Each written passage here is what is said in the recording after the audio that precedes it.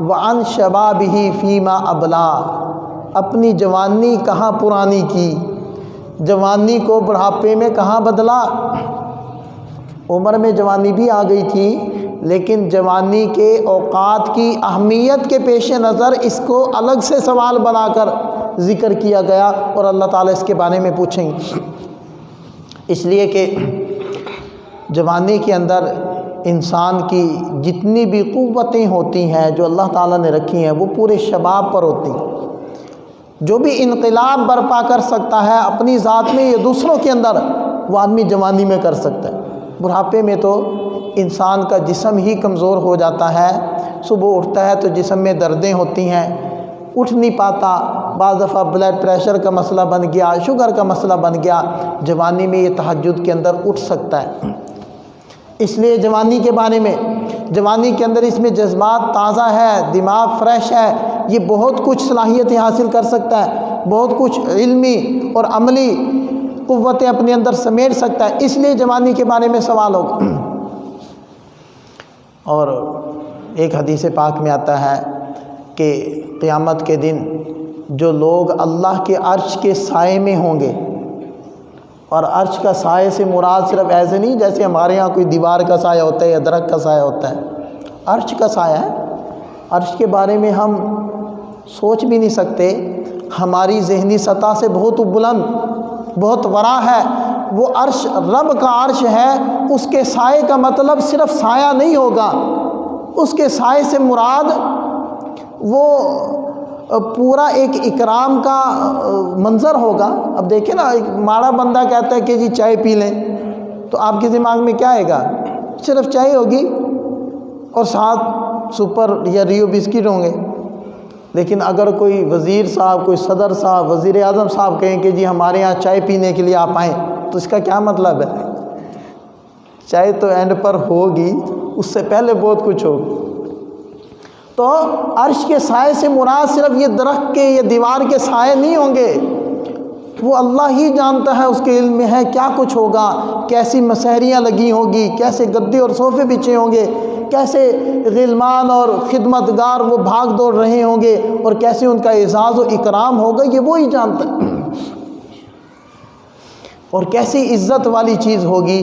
آپ مثال کے طور پر بجلی کا بل جمع کروانے کے لیے لائن میں کھڑے ہیں، اور 150واں نمبر آپ کا ہے، اور آخری تاریخ ہے، تھوڑا سا ٹائم ہے ورنہ جرمانہ۔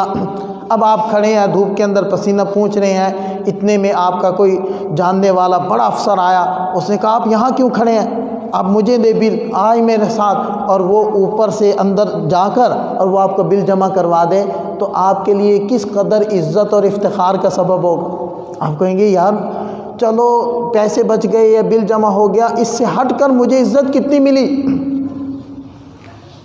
تو اس مقام پر اللہ کی طرف سے آپ کو عزت مل رہی ہوگی، پروٹوکول مل رہا ہوگا، فرشتے کہہ رہے ہوں گے آپ یہاں نہ کھڑے ہوں، آپ ادھر آئیں، آپ عرش کے سائے میں آئیں، وہاں مسہری پر اوپر سٹیج پر بیٹھیں۔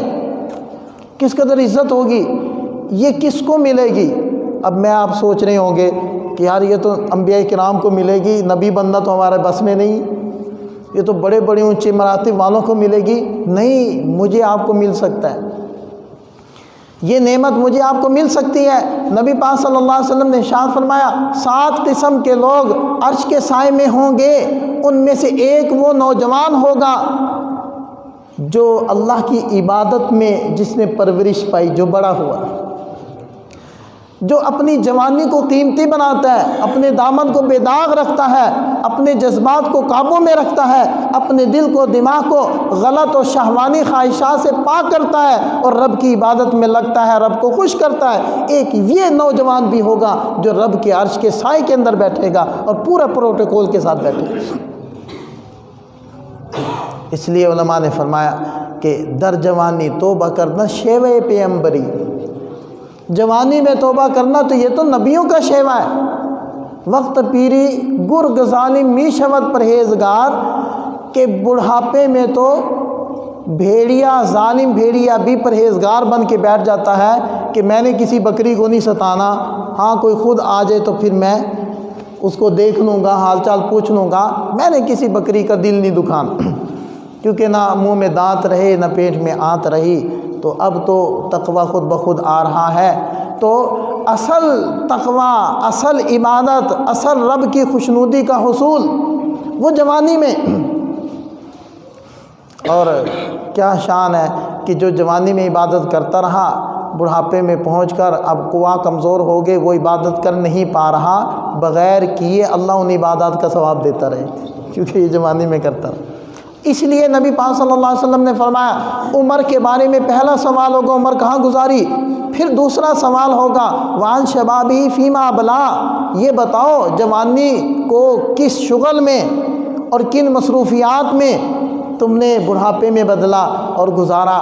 اس لیے جوانی کے بارے میں الگ سے جب سوال ہوگا تو اس کی اہمیت بھی بڑھ گئی۔